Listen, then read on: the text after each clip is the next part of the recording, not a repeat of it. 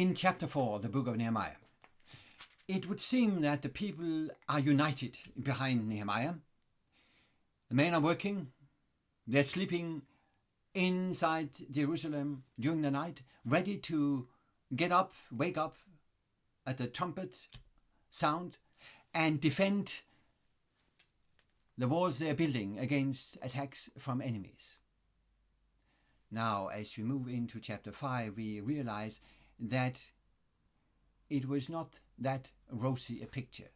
There were internal problems, and these were problems of social character. Welcome to yet another tidbit from the books of Ezra and Nehemiah. We have reached chapter 5. I'm Dr. Paul Petersen. Let's read what the issue was. We read from the New King James Version. There was an outcry of the people and their wives against the Jews' brethren. Chapter 5, verse 1 in the book of Nehemiah. It's interesting, by the way, that the wives are mentioned. Probably because while the men were working to build the walls, the wives were those who realized some of the implications of the situation for the managing of the household. And then we have three different groups with their complaints. There were those who said, "We, our sons and our daughters are many. Let us therefore get grain that we may eat and live." They have nothing. And then you have a group. "We have mortgaged our lands and vineyards and houses that we might buy grain because of the famine." Famine came easily. One bad harvest would be threatening to some groups who would have only little. And of course, if they all were occupied with other tasks, the very job of getting the harvest in would be problematic. And then in verse 4, there were also those who said, "We have borrowed money for the king's tax on our lands and vineyards," and so on. So the king's tax, the Persian king exacted a tax on every farmer, and that tax was decided and measured once and for all, independent of whether the harvest would be bad, and it was a tough burden. It's mentioned several times in the book of Nehemiah, once later in this chapter, and in the long prayer in chapter 9 in verses 36 and 37, you have it again. Certainly that was a tough task. Everyone was required to pay it. You couldn't do much about that. But because of the situation, some of these Jews would have even to sell the sons and the daughters as slaves to other Jews. When Nehemiah heard it, he became, according to verse 6, very angry. Nehemiah was a man with a temper, but he was also a wise man. So in his wisdom, he gave it a second thought. That is, after serious thought, he reflected. He did not react immediately on his anger. And before he called them all together, he had a meeting with the nobles and rulers who were the guilty parts in this exploitation. He rebuked them and said to them, "Each of you is exacting usury from his brother." So we have to imagine here that he is actually speaking with them about the issue and preparing them, maybe even agreeing on the strategy before he goes public. And public he goes. That is what we read about in verse 7 and 8. "I called a great assembly against them, and I said to them, according to our ability, we have redeemed our Jewish brethren who were sold to the nations. Now indeed, will you even sell your brethren, or should they be sold to us?" Then they were silenced and found nothing to say. It's like a public trial. But Nehemiah's motivation is interesting. he is referring back to the ethical principles of the law as expressed, for instance, in Leviticus 25. No Jew should be forced to sell himself. He should be given his freedom. Debt should be eradicated.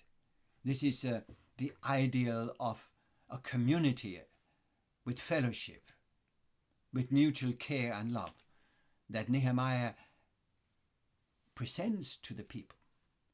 And the great motivation is you have been redeemed.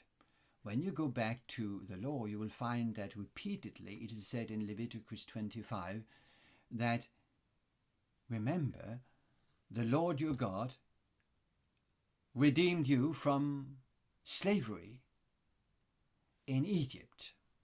You are all now my servants or my slaves. This is a foundation for the unity among believers. They are to be one, not to exploit each other, because they are all slaves of God. Now, how did the nobles react? Maybe partly because Nehemiah had already spoken with them. Their reaction is positive. In public they say, according to verse 12, we will restore it. We will require nothing from them. We will do as you say. So they are willing to release those who have sold themselves, or their sons and daughters, as slaves, and they will eradicate the debt with no interest. Hearing that, Nehemiah calls upon the priest, and they attest and confirm to this procedure. They will follow it as well. And then he performs what is called a parable act. In verse 13 it said, I shook out the fold of my garment and said, so may God shake out each man from his house and from his property who does not perform this promise. Even thus may he be shaken out and emptied. He would have, as custom was, with a belt inside the fold of his garment, personal properties as he walked around. And this is what he now loosens up, and he lets it fall to the ground to as a visible sign. And when the congregation sees that, they realize this is for real, and they all say amen, and they praise God. Maybe they have been singing. And importantly, this part of the narrative closes with the sentence, then the people did according to this promise. It is very nice when actions follow words. The remainder of the chapter is not part of the ongoing narrative, but it is Nehemiah's description of how he in general acted in relation to such exploitation. He takes the opportunity at this point to speak about that, and from that description we learn several things. First of all, we learn that he was a governor in Judea for 12 years. That is said in verse 14, from the 20th year of Artaxerxes until his 32nd, that is 12 years. And then he tells that even though he legally would have had the right, he did not exact an extra levy on the people for his own household or for himself. That is, according to his description, what former governors, presumable from Zerubbabel to himself, what they had done. So on the top of the king's tax, the governor would exact a tax or levy. That was exploitation.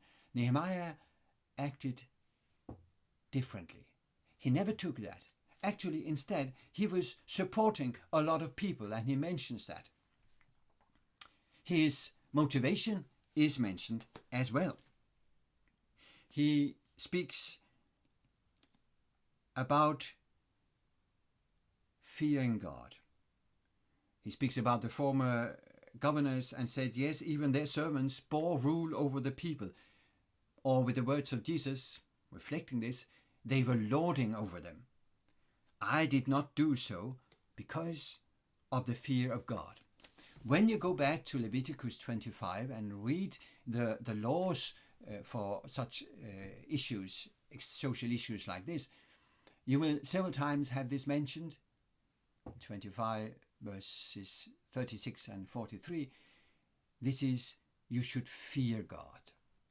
So the motivation which drove Nehemiah's action were, on one hand, fear of God, on the other hand, concern for his fellow Jews.